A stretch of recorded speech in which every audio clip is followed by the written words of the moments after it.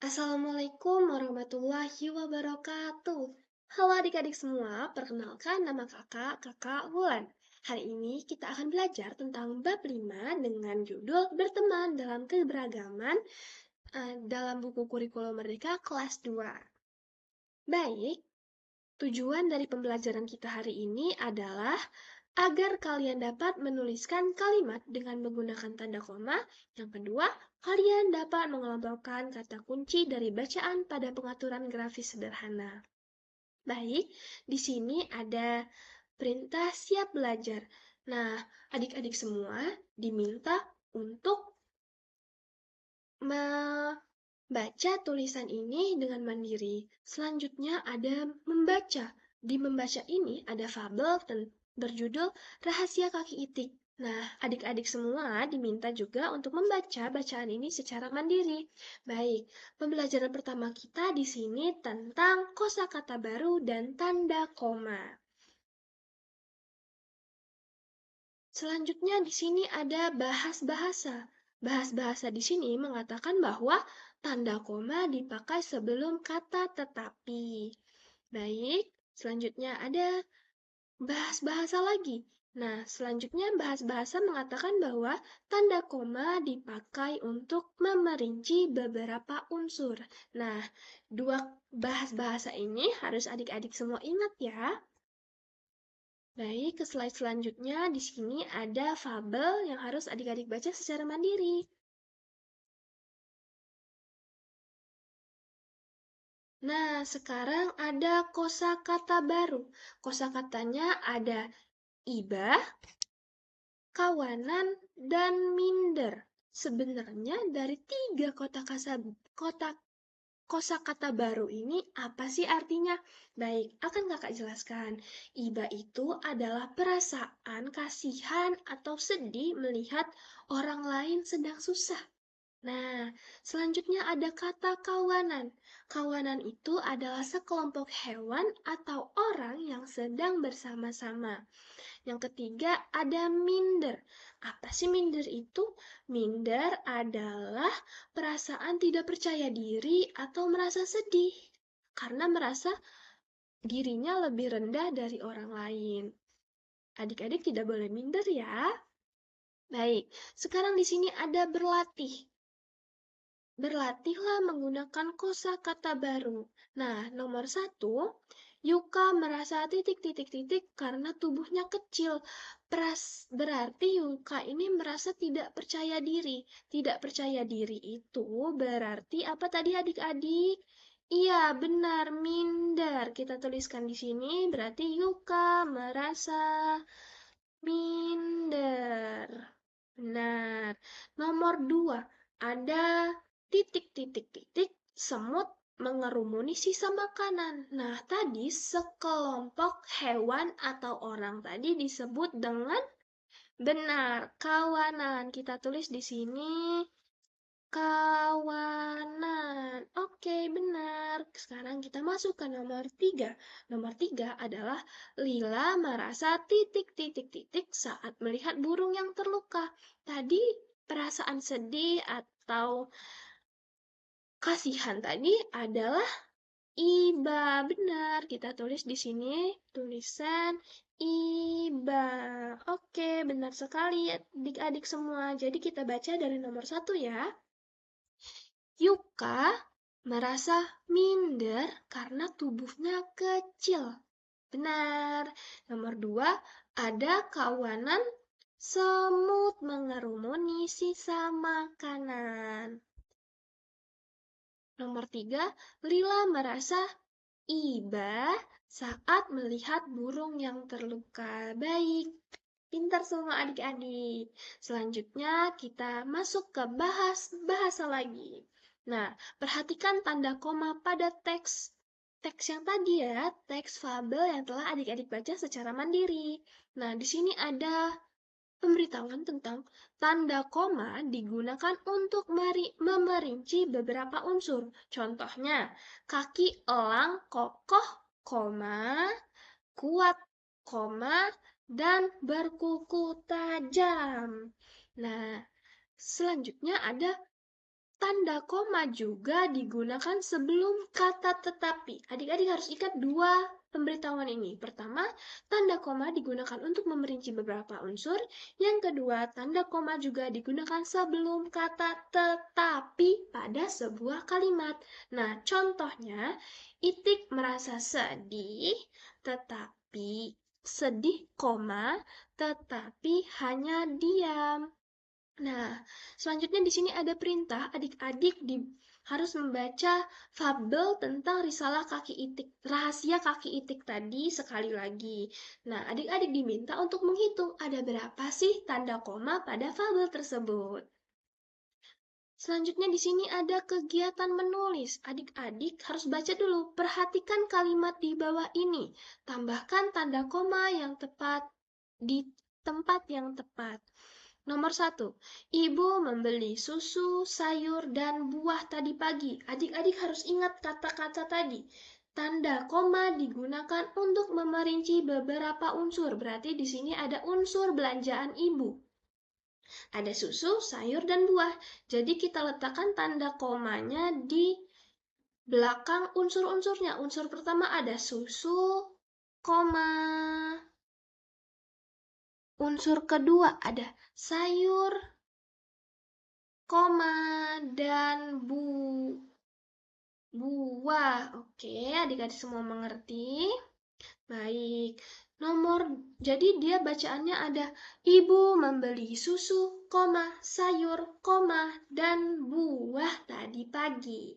Nah, nomor 2 di sini Aldi sudah sangat mengantuk, tetapi dia terus bermain. Adik-adik ingat perintah yang tadi, tanda koma juga digunakan sebelum kata tetapi pada kalimat. Nah, di sini Aldi sudah sangat mengantuk, tetapi berarti tanda komanya diletakkan di depan tetapi dan di belakang mengantuk. Mengantuk, koma, tetapi. Aldi sudah sangat mengantuk, tetapi Aldi harus bermain. Nah, nomor 3 dan nomor 4, adik-adik coba kerjakan mandiri ya.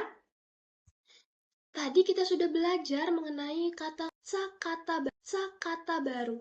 Nah, dalam kegiatan ini, adik-adik itu belajar menuliskan kalimat menggunakan kata koma. Selanjutnya ada kalimat berbicara. Nah, perhatikan gambar pertama dan kedua di dalam fabel. Jelaskan berapa perbedaan kaki para tokoh. Nah, adik-adik harus cari secara mandiri ya. Adik-adik juga harus apakah gambar fabel membantu adik-adik melihat perbedaan kaki dengan jelas? Oke. Selanjutnya kita akan belajar ke pembelajaran kedua. Pembelajaran kedua ini adik-adik akan belajar tentang kata benda dan kata sifat. Oke. Nah, di sini kata sifat itu sebenarnya apa sih? Oke, akan kakak jelaskan ya. Kata sifat ini berfungsi menerangkan sesuatu atau seseorang. Kata sifat ditulis setelah kata benda. Kata sifat menerangkan jumlah, keadaan, warna, atau ukuran. Nah, di sini ada kegiatan menulis. Perintahnya adalah tuliskan nama barang yang ada pada gambar lemari penyimpanan, bedakan sesuai jenis katanya. Nah, kita lihat lemari penyimpanannya ada di sini. Di sini ada buku, penggaris, sepatu, topi, kue coklat, pensil, boneka, dan seragam. Kita tuliskan di sini. Tadi ada apa sih di atas? Ada buku. Kata bendanya ada buku. Kita tulis di sini. Buku. Nah, buku ini kata sifatnya apa adik-adik semua? Kata sifatnya buku adalah tebal. Buku itu tebal. Kita tulis di sini. Buku itu tebal. Oke, selanjutnya ada penggaris. Penggaris itu berarti adalah kata bendanya. Kata bendanya adalah penggaris. Kita tuliskan di sini penggaris.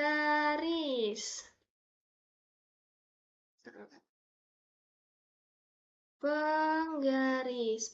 Penggaris Penggaris itu, maaf salah,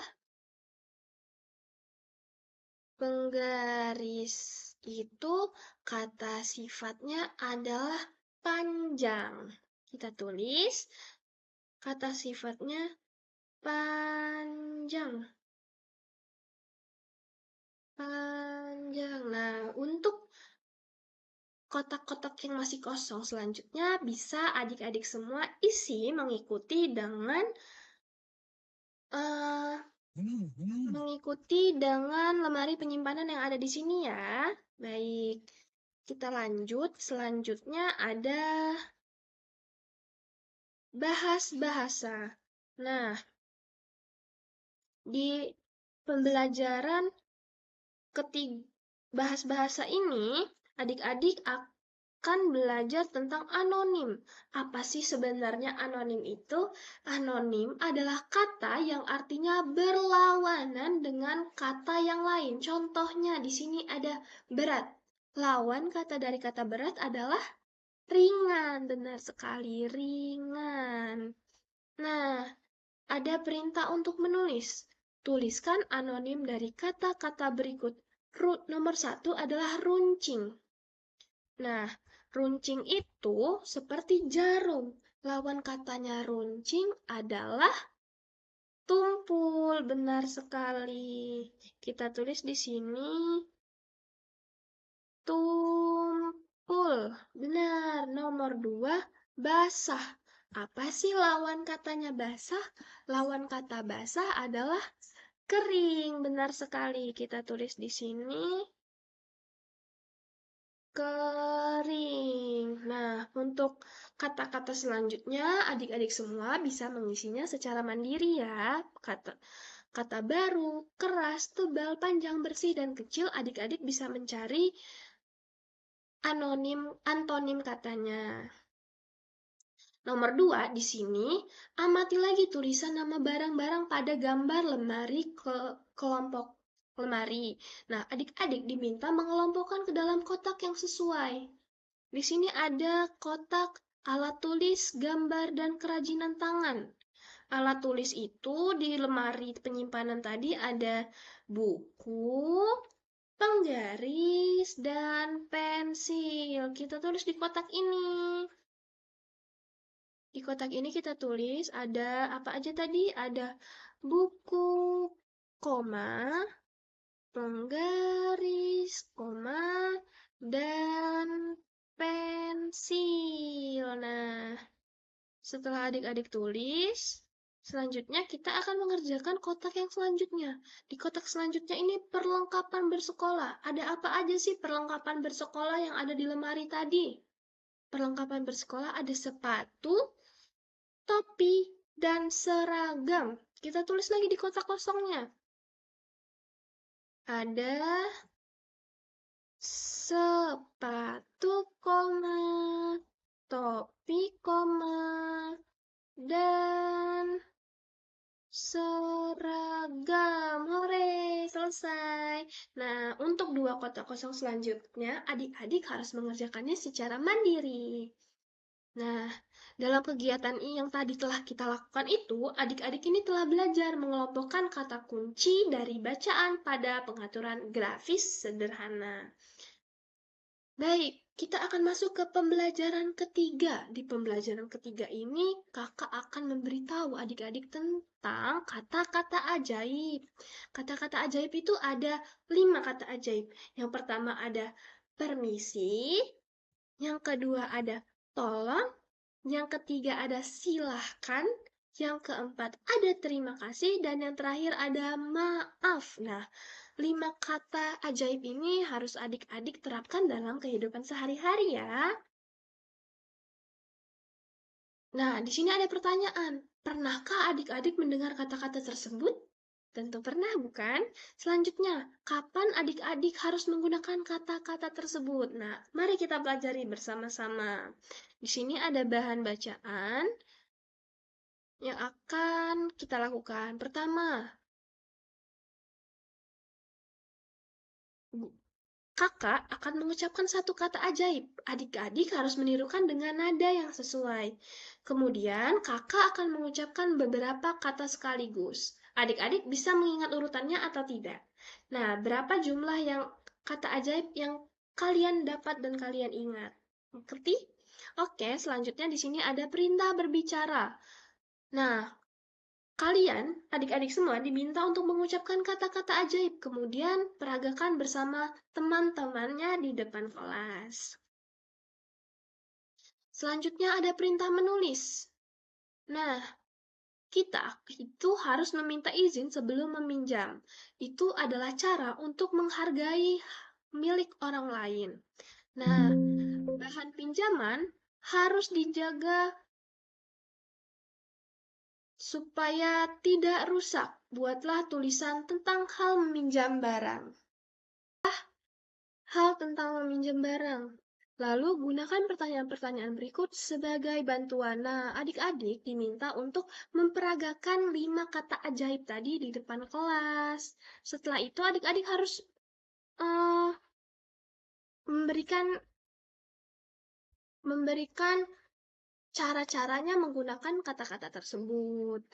Nah, baik adik-adik semua, hari ini cukup pembelajaran yang telah kita lakukan. Hari ini kita sudah belajar tentang 3 pembelajaran. Pembelajaran pertama tentang kosakata baru dan tanda koma. Pembelajaran kedua tentang kata sifat dan kata benda. Dan yang terakhir adalah kata-kata ajaib. Semoga pembelajaran hari ini bisa memberikan adik-adik pemahaman baru tentang 3 pembelajaran kita tersebut. Semoga yang baik-baik dapat adik-adik ambil dan adik-adik pahami. Kakak mohon maaf bila ada kesalahan, kakak akhiri. Wassalamualaikum warahmatullahi wabarakatuh. Dadah adik-adik semua.